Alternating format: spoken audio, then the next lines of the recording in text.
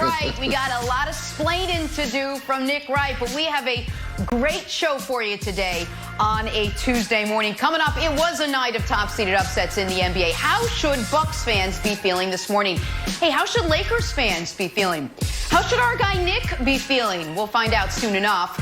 How were the Houston Rockets able to dominate last night without Russell Westbrook in the lineup? We will find out. And in the NFL, who do you think is under more pressure going into the season, Cam or Tom Brady? We will find out, but we start with the presumed pressure that our guy Nick Wright is under. Blazers, Lakers, game one of the NBA Finals. Top seed versus bottom seed out west.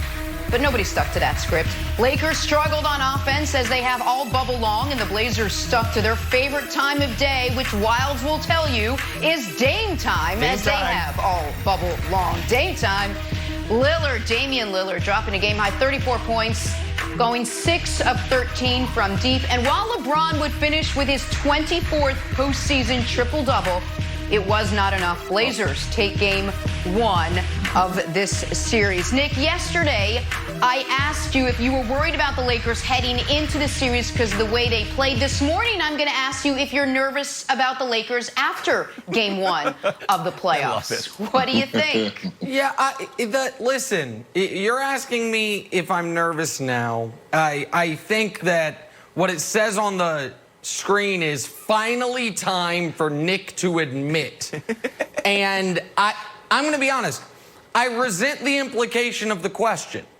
Because the implication is I am anything other than fully honest with you, the audience, and you, America. Real quick, listen. I regularly lie to my children.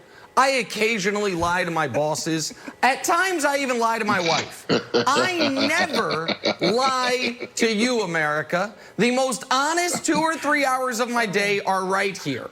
And if I were nervous, I would tell you I was nervous. The reason that not only did last night not make me nervous, last night made me feel emboldened about the Lakers and their potential to easily dispatch the Blazers in 5. I do think to win a series in 5, you do have to lose one game. I think that's how that math works. But also, for the Lakers' chances to win the title is because that was all predicated on one thing more than anything else. And that was playoff LeBron James showing up. And what we saw last night in year 17, when LeBron threw up a stat line that no one had thrown up in the history of the playoffs, 2015 and 15. He actually went 23, 17, and 16. And it would have been 23, 17, and 25 if guys could hit open shots. He had that many great assist chances. Was that, okay, this idea that, LeBron aged in quarantine was nonsense. He played a brilliant offensive game and was very good, as the rest of the Lakers were, defensively in quarters 2 through 4.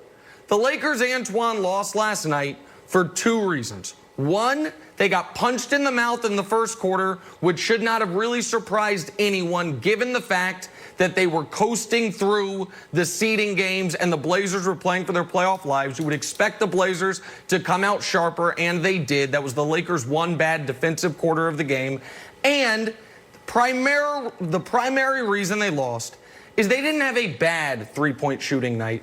They had a historically awful three-point shooting night. It was the second worst high-volume three-point shooting game for any team in the history of the NBA playoffs. Is that going to happen again? I say no. Did the Lakers show you they can defend the Blazers in this series? I say yes. And was that playoff LeBron James's music playing all throughout the game? Clearly. So they got to clean a few things up. I think there might be a starting lineup change coming, but it's one that I've been calling for since before they changed the starting lineups to begin with. But am I nervous? Of course I'm not nervous, Antoine. I think you saw the formula the Lakers need to implement. It would just be nice to have a few shots going. Well, Nick, I think you should be nervous. I think that's the wrong approach to take, because this is not the Golden State Warriors of 2-3 years ago where teams were actually scared of them. Portland is not scared of the Lakers, and that's what I got out of last night's game. They're ready for the challenge. They're up for it. They're in great playoff mode. They have an 8-man rotation that plays very well together, late in games. And I'm saying it right now, when he does this to his watch, right now, he is the best point guard in the game. Right now, I know it's Steph Curry, Westbrook. We know people like other guys out there, Kyrie Irving. But Dame Dollar is the best point guard in the game. He's the most clutch point guard in the game, late in games. The threes he made, the plays he made. What was more impressive last night was the pass to Carmelo Anthony for the three. I thought in the fourth quarter was even better than him making this long three that we see on the highlight of Anthony Davis. And then also the Lakers got a lot of problems, what I got last night. And we haven't talked about this, but we may have to talk about the coaches. Frank Vogel versus Terry Stout. The Lakers right now have to figure out who's going to be in their rotation. You can't get Kentavious Pope goes, I think, 0 for 9. Alex Caruso was like, I think he was 1 for 6 or something like that. So you don't get any production from those two guys. One guy plays 29 minutes. Another guy's played 24 minutes. The Lakers have problems. And I don't know if Frank Vogel has the ability, or is he scared enough to play J.R. Smith and Dion Waiters. This is not the time to try to make guys happy that's been there all year long. You brought these guys in for a reason. You need them. You need them to be a part of your rotation. You need playoff-type guys. And I don't like where the Lakers are at right now. The rotations are. And I also said this Monday, Nick, LeBron James has to score 30, 35 points a game. The numbers are great. They were cute numbers. They were unbelievable. Triple-double numbers. Cute. This is not the series for triple-doubles. This is a series for you to dominate. You have the one mismatch in this series. You have to dominate. It's a 35, 40-point series. It's not a triple-double series. I know it looks good, but he has to put his imprint on the game. Late in games, he has to go to the block. He's coming out pick and roll. I did not like the Lakers' offense the last 6 minutes. It's a lot of threes, a lot of outside play. Get to the basket. Use your power. And he did not do that.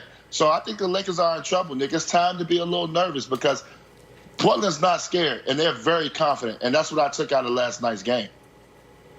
No, it's time to be very nervous. It's time to be very nervous. And I'm trying to modulate my happiness, Jenna, because I actually made a mistake. And, Nick, I've been saying for the whole week that there was 5 big reasons LeBron was going to be upset, and I made a mistake. Once I saw the game last night, I've upgraded to 9 reasons that LeBron is going to be upset. And it starts with the same old, no home court advantage. Yeah, it's a lot. No home court advantage. You can't say, don't worry, we're going back to Staples. Not happening. Wolf and 8 seeds clothing, remember, they're not a real 8 seed. LeBron said it, and so did your buddy Kevin Wildes. Unguardable superstar Dame still can't be stopped. Dame's taking shots. You're like, when the ball's releasing out of Dame's hands, I'm like, oh, it's going in. You just feel it. You feel like that's going in. Hey, guess who's starting? Gabriel. Remember I was worried about Nurkic?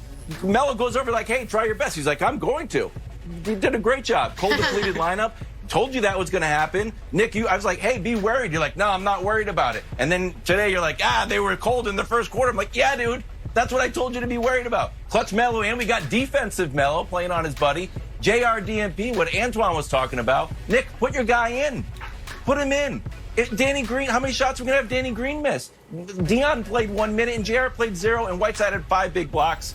It was just one big one on LeBron. It's just fantastic. But, Nick, specifically, I want JR to play. I know you're not nervous, and you refuse to, like, move off of your I'm not nervous, statue.